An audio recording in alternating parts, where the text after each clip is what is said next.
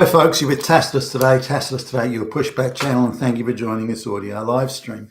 In this essay, I'd like to talk about interactions, as in business contractual interactions with the HR department in companies, and increasingly, companies of really not more than a few people seem to have HR departments now. It's insane. I don't know if they can afford it, but anyway,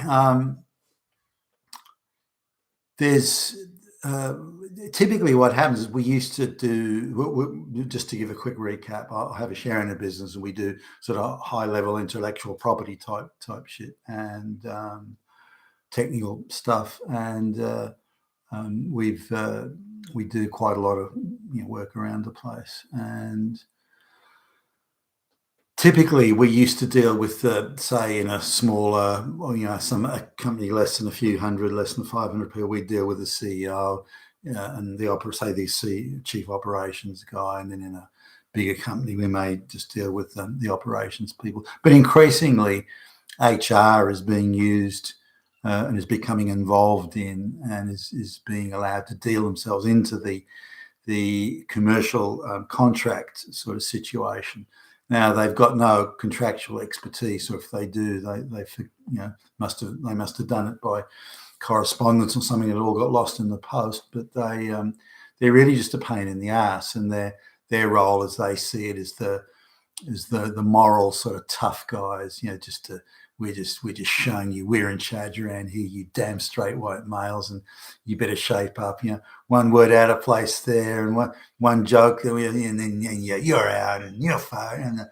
And so the toughness and remind me of a 10-year-old girl sort of telling off a 5-year-old brother, that type of thing. And it's snotty, it's juvenile, it's childish, and it's thick and dripping with attitude.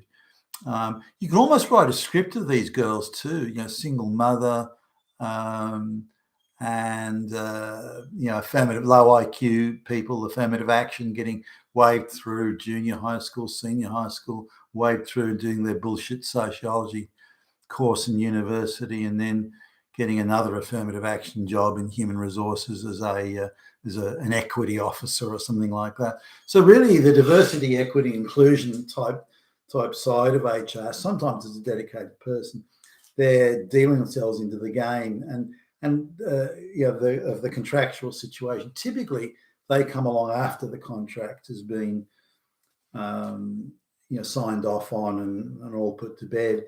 So this is how it plays out. We've done the contract; it's all over. It's all been decided. It's been priced and again signed off on all sides, and then we get a call from some snot-nosed fucking bimbo in HR. This is the beginning of the process, and now the people in the office, our office, sort of snigger a little bit because they think, this is one for Billy Bob to take care of, and they kind of know that it's going to, I want to be across this sort of stuff. Now, why is it an issue? Well, this is how it plays out. We get the call from the the HR, the crazy HR lady, and it's you're required to attend. Everybody who's going to be involved in the project is required to attend special training courses on how not to rape women, or how to show respect for lesbians, or how to not be a racist, or how to not be a Nazi, and all these sort of things. So now I don't mind that. If that's what they want, then they can pay for it, and we've got a certain rate per hour for the people that attend, including travelling time, and that's in the contract. It's written into the contract that if they require these additional educationals, trainings, call it what you like, then they have to pay for it. And we're providing services. Either we quote on the total amount of work to be done, and the scope is defined, or it's an hourly rate or daily rate or something like that. So if they want this extra, then I'm okay with that. I don't mind. So all right then. Well, there's for example, 10 people on the project, and so it's going to be if you want them to attend the course, it's how many hours of the day or part thereof. It's a whole day, and it's $200 an hour per person, including traveling time. So that's 10 hours per person by 10. that's 100 hours at 200, so we'll add an addendum to the contract to reflect that. So I'm okay with that if that's what they want to do. But remember, these people are coming along after the contract's been signed, after all the terms and conditions and the delineations have all been met. So they're coming along after that and saying, now you have to do these courses. So look, it's not in the contract. It's our policy. You have to do that, or you're not allowed on the premises. So all right then. So and now they try the gambit. This is the bit that sort of gets me. You get the snot-nosed tooty shithead punk, and they'll try to do the big tough sort of bully. They act like bullies, seriously, and demand that you do it. So no, you have to do it. Otherwise, you're not allowed on the premises. That's it. Nothing to debate. You do it. We're telling you to do it. And if you don't, you're a Nazi. And so now, my response is you have to stay steady on this. Don't be rude and don't be, fuck off, you bitch. Don't do anything like that. Say, okay, well, we definitely want to comply with your policies. We definitely want to do that. So can you show us that policy? We need to see the wording of the policy so our lawyers can confirm that we are 100% adhering to your policies. We want to adhere to your policies. Your policies are sacrosanct. I'm being clever now, but they're handed by God, and so we have to see. So can you give us this policy? Show us this policy in writing. Sorry, what did you say? We'd like to see the policy. What do you mean? What are you saying? Can we see the policy in writing? You've got a policy. It's in. Why do you want that? And of course, there's no policy. So they're trying it on. They're saying there is a policy, and you better adhere to it, or else, or you can't come on, can't start work on the project. So as soon as you ask for the policy doesn't exist. You can already know that. All right, can we see the policy? So they're demanding. The demands are you have to show us your policy on how well you look after black lesbians and all that. Your anti-misogyny policy and so on. And then you have to attend their training courses or educational sort of you ever want to call it. So they don't have the policy. There is no policy. Now, let's suppose there's some sort of very vague, and sometimes they have is an incredibly vague policy that could mean anything. You could interpret as anything. Say, okay, well, this is we've already the training and the educationals that we're supposed to do. We've already agreed to, and it's in the contract. So we're quite happy to add what you want into the contract, but it's not there now. It wasn't a requirement yesterday when the contract was signed and sealed and delivered. You're now saying it is an issue, but it's not in the contract, so we'll have to add an addendum at X price. Now, let me just contact your CEO and just advise them that we're amending the contract. Because you've demanded it. What was your name? Billie Jean, was it? And then and they try the duck and sorry, what are you saying? Or what do you mean by that? They try all that shit. But in the end, they back down. But it's not it's something we'd rather avoid because they forever think that you won that round.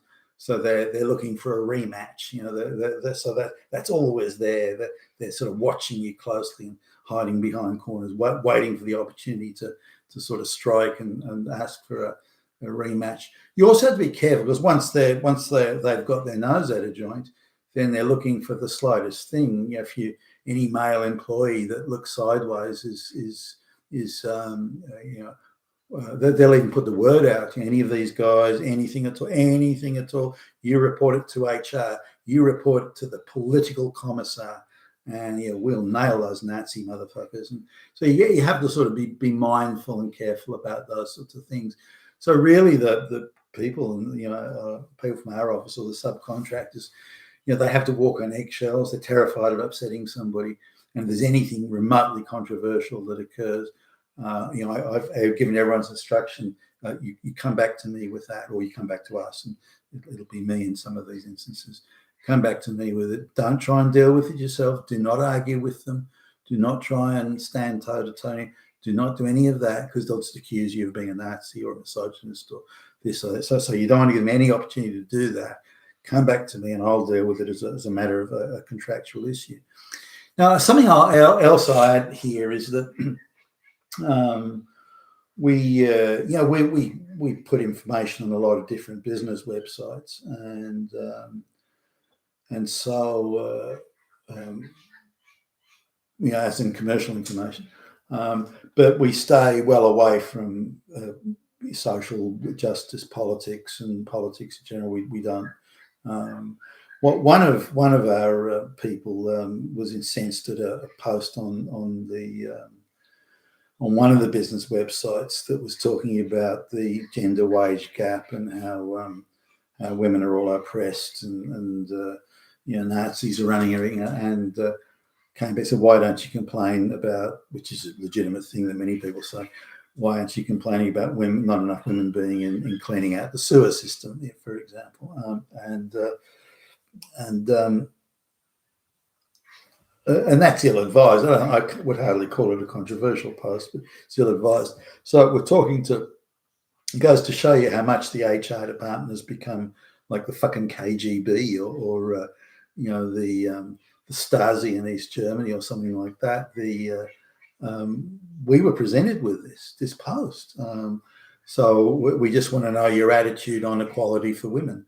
And you go, what's that got to do with anything? And they produced that fucking post. They'd gone through, and we've been sort of on some of these websites for 10 years plus.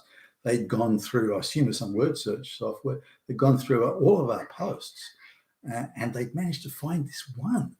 And then this was it, and you're accountable for this, and I'm the political commissar. I have the power to shut you down and crush you, you damn white Nazis. So you better prove that you're not. And I was like, whoa, you've got to be kidding me.